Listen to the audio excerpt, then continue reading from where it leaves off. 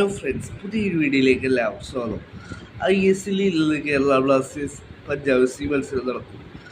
ആദ്യ ലെഗിൽ Punjab F സിയോട് Kerala Blasters 2-1 പരാജയപ്പെട്ടിട്ടുണ്ടായിരുന്നു കൊച്ചിയിൽ. ഇന്നലെ അവേ മത്സരമാണ്. ഇപ്പോഴത്തെ മത്സരത്തിന് മുന്നോടി നടന്ന പ്രസ് മീറ്റിൽ പഞ്ചാബ് എഫ് സി പരിശീലനം പറഞ്ഞുള്ള കാര്യങ്ങളിലേക്ക് വരാം. പഞ്ചാബ് എഫ് സി പരിശീലനം പറയുന്നു കേരള ബ്ലാസ്റ്റേഴ്സിന് മികച്ച സ്ക്വാഡുണ്ട് എന്നാണ് പഞ്ചാബ് എഫ് സി പരിശീലനം പറയുന്നത്. അവർക്ക് മികച്ച സ്ക്വാഡുണ്ട്. അവരുടെ ഈ സീസണിലെ പോയിന്റ് ടേബിളിലെ സ്ഥാനം അവർ 10ാം സ്ഥാനമല്ല ഈ സീസണിൽ അറിയിക്കുന്നത്.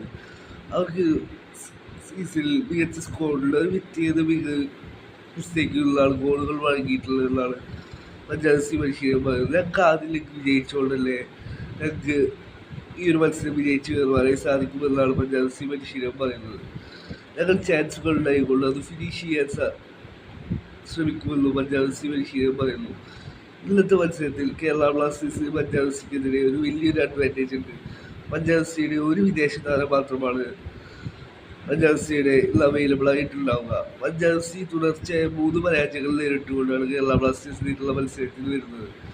കേരള ബ്ലാസ്റ്റേഴ്സ് ആവട്ടെ ജംഷഡ്പൂർ എഫ് സിക്കെതിരായിട്ടുള്ള 1-0 പരാജയം നേരിട്ടുകൊണ്ടാണ് പഞ്ചാബ് എഫ് സിക്കെതിരായിട്ടുള്ള മത്സരത്തിൽ വരുന്നത്. കേരള ബ്ലാസ്റ്റേഴ്സ് 5ാം വിജയമാണ് സീസണിലെ 5ാം വിജയമാണ് ലക്ഷ്യമിടുന്നത്. ഏതായാലും മാച്ച് റിസൾട്ടുമായി കാണാം.